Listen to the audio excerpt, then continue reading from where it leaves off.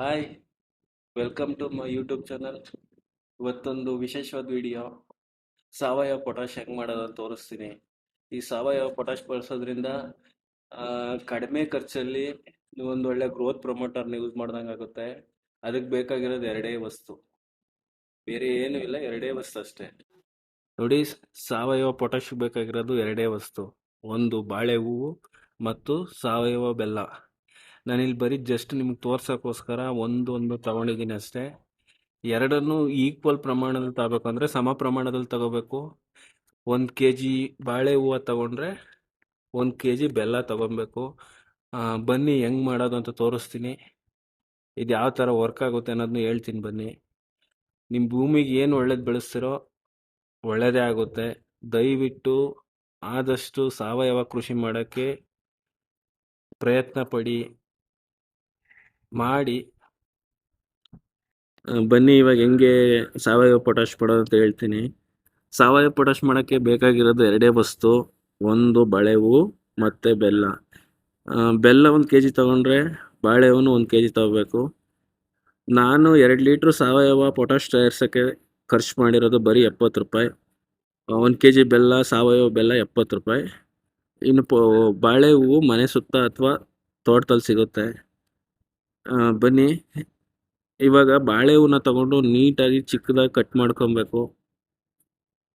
ಸಣ್ಣ ತುಂಬ ಚಿಕ್ಕದಾಗಿ ಕಟ್ ಮಾಡ್ಕೊಂಡ್ರೆ ಪರ್ಮಿಟೇಷನ್ ಆಗೋಕ್ಕೆ ಈಸಿ ಆಗುತ್ತೆ.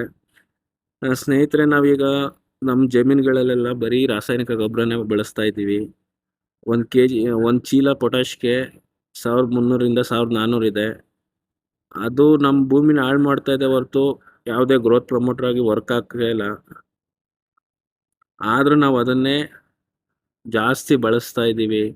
ಹಿಂದೆಲ್ಲ ನಮ್ಮ ತಾತಂದರು, ನಮ್ಮ ಪೂರ್ವಜರು ಕಡಿಮೆ ಗೊಬ್ಬರ ಹಾಕಿ ಜಾಸ್ತಿ ಬೆಳೆ ತೆಗಿತಾ ಇದ್ರು. ಆದರೆ ಇವಾಗ ಜಾಸ್ತಿ ಗೊಬ್ಬರ ಹಾಕಿ ಕಡಿಮೆ ಬೆಳೆ ತೆಗಿತಾ ಇದ್ದೀವಿ. ಅದಕ್ಕೋಸ್ಕರನೇ ರೈತರು ಲಾಸ್ ಆಯಿತು ಅಂತ ಇವಾಗೆಲ್ಲ ಜಮೀನುಗಳನ್ನ ಮಾರ್ತಾ ಇದ್ದಾರೆ. ದಯವಿಟ್ಟು ಎಲ್ಲರೂ ಸಾವಯವ ಪದ್ಧತಿಗೆ ಬನ್ನಿ, ಸಾವಯವ ಕೃಷಿ ಮಾಡಿ. ಸ್ಟಾರ್ಟಿಂಗಲ್ಲಿ ಸ್ವಲ್ಪ ಕಷ್ಟ ಆಗ್ಬೋದು, ಕಮ್ಮಿ ಗ್ರೋತ್ ಬರ್ಬೋದು, ಆದರೆ ಹೋಗ್ತಾ ಹೋಗ್ತಾ ಹೋಗ್ತಾ ನಮ್ಮ ಭೂಮಿನೂ ರಿಕವರಿ ಆಗುತ್ತೆ, ಅದು ಫಲವತ್ತತೆ ಹೆಚ್ಚಾಗುತ್ತೆ, ಮತ್ತು ನಮಗೆ ಬೆಳೆನೂ ಜಾಸ್ತಿ ಬರುತ್ತೆ. ಸದ್ಯಕ್ಕೆ ಬನ್ನಿ ಹೆಂಗೆ ಮಾಡೋದಂತ ಹೇಳ್ಕೊಡ್ತೀನಿ. ನೋಡಿ, ಈ ಥರ ಬಾಳೆ ಹೂವನ್ನ ಸಣ್ಣದಾಗಿ ಕಟ್ ಮಾಡ್ಕೊಬೇಕು, ಅದರಿಂದ ಬೇಗ ಪರ್ಮಿಟೇಷನ್ ಆಗುತ್ತೆ. ಈ ಥರ ಕಟ್ ಮಾಡ್ಕೊಂಡಾದ್ಮೇಲೆ ಒಂದು ಗಾಜಿನ ಡಬ್ಬಿ ಅಥವಾ ಗಾಜಿನ ಡಬ್ಬಿ ಇದ್ದರೆ ಒಳ್ಳೆಯದು. ಅದಿಲ್ಲ ಅಂದರೆ ಒಂದು ಪ್ಲಾಸ್ಟಿಕ್ ಡಬ್ಬಿ ತಗೊಂಡು ಅದಕ್ಕೆ ತುಂಬ್ಕೋಬೇಕು. ನನ್ನ ಹತ್ರ ಗಾಜಿನ ಡಬ್ಬ ಇರಲಿಲ್ಲ, ಅದಕ್ಕೋಸ್ಕರ ಪ್ಲಾಸ್ಟಿಕ್ ಡಬ್ಬಿ ಇತ್ತು. ನೋಡಿ, ಈ ಪ್ಲಾಸ್ಟಿಕ್ ಡಬ್ಬಿಗೀಗ ನಾನೇನು ಚಿಕ್ಕದಾಗಿ ಕಟ್ ಮಾಡಿದ್ದೀನೋ ಅದನ್ನೆಲ್ಲ ನೀಟಾಗಿ ತುಂಬ್ಕೊಳ್ತೀನಿ. ಈ ಡಬ್ಬಿಗೆ ತುಂಬ್ಕೋಬೇಕು. ನಾನು ಸಾವಯವ ಕೃಷಿ ಬಗ್ಗೆ ಹೇಳ್ತಾ ಇದ್ದೆ. ನಮ್ಮ ಸುತ್ತಮುತ್ತನೇ ಇದೆ, ಅದರಿಂದ ನಾವು ನಮ್ಮ ಭೂಮಿಯ ಆರೋಗ್ಯನ ಹೆಚ್ಚಿಸ್ಕೋಬೋದು, ಸಾವಯವ ಗೊಬ್ಬರಗಳನ್ನ ತಯಾರಿಸ್ಕೋಬೋದು. ಈ ಕಂಪ್ನಿ ಗೊಬ್ಬರಗಳನ್ನ ಹಾಕಿ ನಮಗೇನು ಉಪಯೋಗ ಇಲ್ಲ, ಬರೀ ಲಾಸ್ ಅಷ್ಟೇ, ಭೂಮಿ ಹಾಳು ಮಾಡ್ಕೋತಾ ಇದ್ದೀವಿ. ಬನ್ನಿ, ಈ ಥರ ಡಬ್ಬಿಗೆ ತುಂಬ್ಕೊಂಡಾದ್ಮೇಲೆ ಈ ಥರ ಡಬ್ಬಿಗೆ ನೀಟಾಗಿ ನಾವು ಕಟ್ ಮಾಡಿರೋ ಅಂಥದ್ದನ್ನ ಎಲ್ಲ ತುಂಬ್ಕೋಬೇಕು. ನಂತರ ಸಾವಯವ ಬೆಲ್ಲ ತಗೋಬೇಕು. ಸಾವಯವ ಬೆಲ್ಲ ತಗೊಂಡು ಅದು ಅಚ್ಚು ರೂಪದಲ್ಲಿದ್ದರೆ ಅದು ಪೌಡ್ರ್ ಮಾಡ್ಕೊಬೇಕು.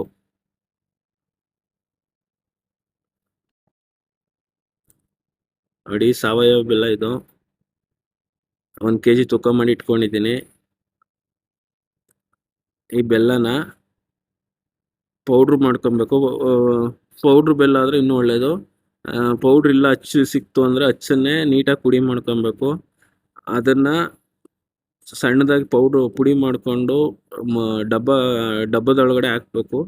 ಡಬ್ಬದೊಳಗಡೆ ಹೂವು ಮತ್ತು ಬೆಲ್ಲ ಬಿಟ್ಟು ಬೇರೆ ಏನು ಹಾಕಬಾರ್ದು. ನೀರಾಗಲಿ ಇನ್ನೊಂದಾಗಲಿ ಬಳಸಬಾರ್ದು. ಸೊ ಅದ್ಭುತವಾದ ಎಫೆಕ್ಟಿವ್ ಆದ ಸಾವಯವ ಪೊಟಾಶ್ ಸಿಗುತ್ತೆ ನಮಗೆ. ಒಂದು ಸಲ ಪ್ರಯತ್ನ ಮಾಡಿ ತುಂಬ ಈಸಿಯಾಗಿ ಮಾಡ್ಬೋದು. ಇದನ್ನ ಫಸ್ಟು ನಿಮ್ಮ ಮನೆ ಸುತ್ತ ಇರೋ ಹೂವಿನ ಗಿಡಗಳು, ಹಣ್ಣಿನ ಗಿಡಗಳು, ತೆಂಗಿನ ಮರಗಳು, ಈ ಥರ ಗಿಡಗಳಿಗೆ ಬಳಸಿ ನೋಡಿ. ತುಂಬ ಚೆನ್ನಾಗಿ ಗ್ರೋತ್ ಪ್ರಮೋಟರ್ ಆಗಿ ವರ್ಕ್ ಮಾಡುತ್ತೆ. ನೋಡಿ, ಈ ಥರ ಬೆಲ್ಲನ ಡಬ್ಬಕ್ಕೆ ತುಂಬ್ಕೋಬೇಕು. ತುಂಬ ಅಂದರೆ ತುಂಬ ಚೆನ್ನಾಗಿ ಗ್ರೋತ್ ಪ್ರಮೋಟರ್ ಆಗಿ ವರ್ಕ್ ಮಾಡುತ್ತೆ. ಕಡಿಮೆ ಖರ್ಚಲ್ಲೂ ಆಗುತ್ತೆ. ನಂತರ ಇದನ್ನ ನಿಮ್ಮ ಭೂಮಿಗೆ ಅಳವಡಿಸ್ಕೊಳ್ಳಿ.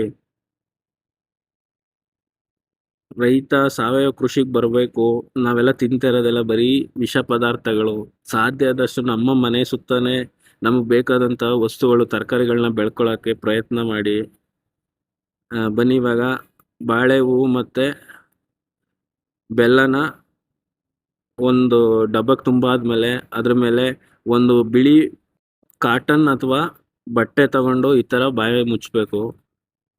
ಯಾವ ಥರ ಅಂದರೆ ಅದು ಗಾಳಿ ಒಳಗಡೆ ಹೋಗಿ ಬರಬೇಕು, ಆ ಥರ ಮುಚ್ಚಬೇಕು. ನಂತರ ಅದಕ್ಕೊಂದು ರಬ್ಬರ್ ಬೆಂಡ್ ಹಾಕ್ಬಿಡಿ. ಇಷ್ಟೇ ಇದ್ರ ಕೆಲಸ. ಈ ಥರ ಹಾಕ್ಬಿಟ್ರೆ ಡಬ್ಬಕ್ಕೆ ತುಂಬಿ ರೆಡಿ.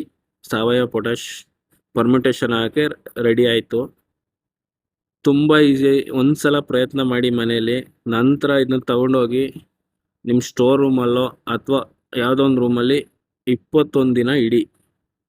21 ದಿನ ಇಟ್ಟರೆ ಒಳ್ಳೆ ಪರ್ಮಿಟೇಷನ್ ನೋಡಿ, ನಾನು ಪರ್ಮಿಟೇಷನ್ ಹಾಕಿ ಇಟ್ಟು ಆಗಲೇ ಒಂದು 15 ದಿವಸ ಆಯಿತು. ತುಂಬ ಚೆನ್ನಾಗಿ ಎರಡು ಮಿಕ್ಸಪ್ ಆಗಿ ಪರ್ಮಿಟೇಷನ್ ಆಗ್ತಾ ಇದೆ. ನನಗೆ ಸಾವಯವ ಪೊಟ್ಯಾಶ್ ರೆಡಿ ಆಗ್ತಾ ಇದೆ. 21 ದಿವಸಕ್ಕೆ ಓಪನ್ ಮಾಡಿದ್ರೆ ತುಂಬ ಚೆನ್ನಾಗಿ ಅದ್ಭುತವಾಗಿ ಪೊಟ್ಯಾಶ್ ರೆಡಿಯಾಗಿರುತ್ತೆ. ಇದು ನಮ್ಮ ಗಿಡಗಳಿಗೆ ತುಂಬ ಗ್ರೋತ್ ಪ್ರಮೋಟರ್ ಆಗಿ ತುಂಬ ಚೆನ್ನಾಗಿ ವರ್ಕ್ ಆಗುತ್ತೆ.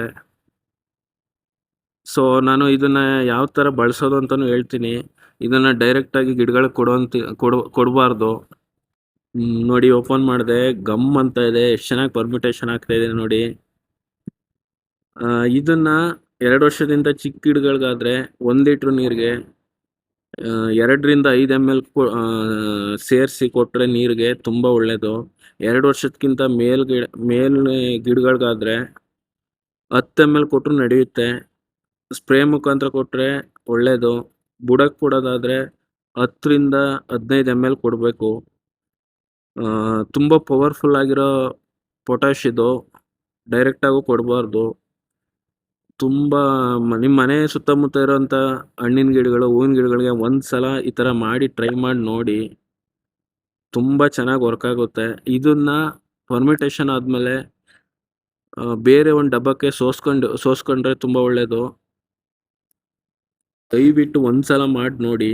ನಮ್ಮ ಮುಂದಿನ ಪೀಳಿಗೆಗೆ ನಾವು ನಮ್ಮ ಭೂಮಿನ ಉಳಿಸ್ಕೊಡ್ಬೇಕು, ಫಲವತ್ತತೆ ಮಾಡಿಕೊಡ್ಬೇಕು. ದಯವಿಟ್ಟು ನನ್ನ ಚಾನಲ್ನ ಸಬ್ಸ್ಕ್ರೈಬ್ ಮಾಡ್ಕೊಳ್ಳಿ. ಇಷ್ಟ ಆದರೆ ಲೈಕ್ ಮಾಡಿ, ಶೇರ್ ಮಾಡಿ. ಇನ್ನೂ ಹೆಚ್ಚಿನ ಮಾಹಿತಿ ಕೊಡ್ತೀನಿ. ದಯವಿಟ್ಟು ಸಪೋರ್ಟ್ ಮಾಡಿ. Thank you.